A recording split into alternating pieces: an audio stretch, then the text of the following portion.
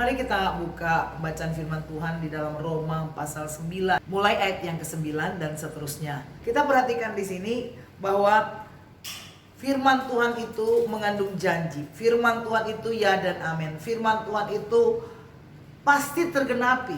Amen. Ya saudara, kalau ada nubuatan pada zaman perjanjian lama, Tuhan akan mengatur langkah orang-orang itu atau yang menerima janji itu tepat sesuai dengan rencana Tuhan.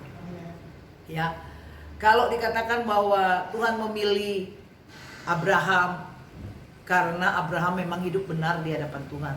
Tuhan memilih Ishak juga, ya, yang dilahirkan oleh Zara pada usia yang tidak masuk di akal, yaitu sudah sangat tua. Ya saudara ya, sekitar 90 tahun. Nah saudara, Abraham 100 tahun. Saudara, kalau kita perhatikan di sini tidak masuk di akal. Demikian juga ketika Ishak lahir itu dan kemudian dia dapatkan istri, ada juga selang waktu cukup panjang tidak punya anak pasangan ini. Tetapi karena firman Tuhan, berdoa juga suami istri ini, dan bahkan Tuhan berikan penyertaan kepada Ribka. Kalau saudara baca di kitab Kejadian, maka Tuhan katakan ada dua bangsa yang besar di dalam perut Ribka, artinya ada dua orang kembar. Nah, Tuhan memilih Yakub. Ya, itu panggilan Tuhan, itu pemilihan Tuhan secara mutlak. Ya.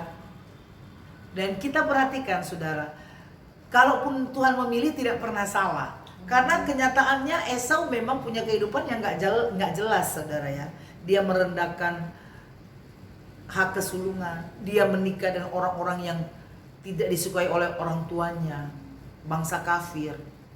Nah, Yakub sudah jelas, bukan karena Tuhan jaga demikian Yakubnya, tetapi memang Tuhan sudah melihat jauh ke depan, Yakub yang paling cocok untuk meneruskan janji-janji Allah itu atau menerapkan firman Tuhan ini.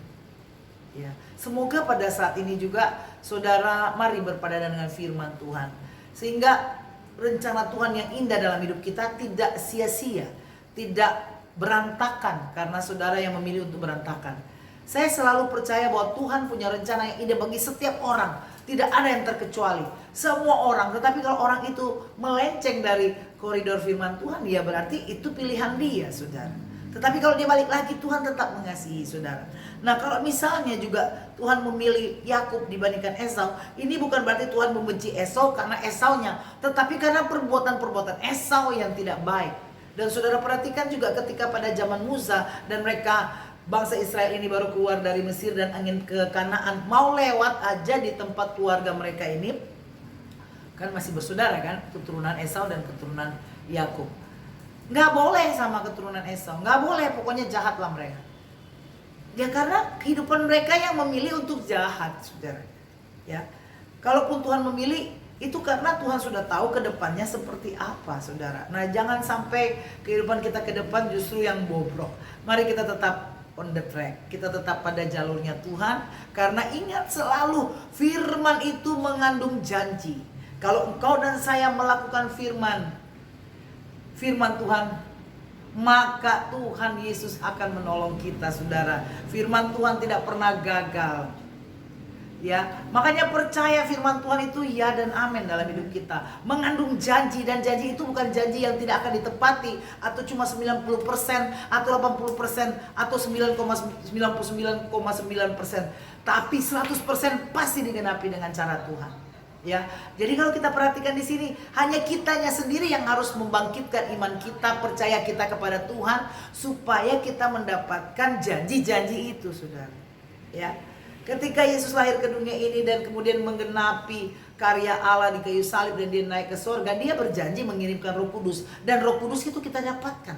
Dan Roh Kudus itulah yang memimpin kita hari demi hari, seperti kata lagu, dia memegang tangan kita. Dan Roh Kudus itu roh kebenaran, roh sukacita, dan itu akan menyertai kita ketika kita mungkin menderita karena melakukan hukum Tuhan dibandingkan orang yang enak hidupnya tetapi menuju neraka. Ya saudara ya, jadi janji itu ya dan amin. Dan ada janji yang belum kita dapatkan, yaitu Yesus datang ke dunia ini dan menjemput kita.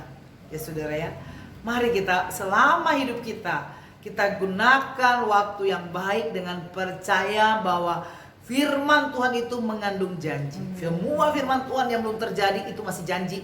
Percaya ada pertolongan Tuhan, ada penggenapan dari firman itu. Oleh sebab itu bacalah Alkitab tiap hari. Nikmati firman Tuhan tiap hari. Jangan sampai engkau melamun dan isinya gak jelas apa. Kita percaya Tuhan akan menolong kita. Kita percaya bahwa dari Kejadian sampai Wahyu kita baca berulang-ulang, baca berulang-ulang.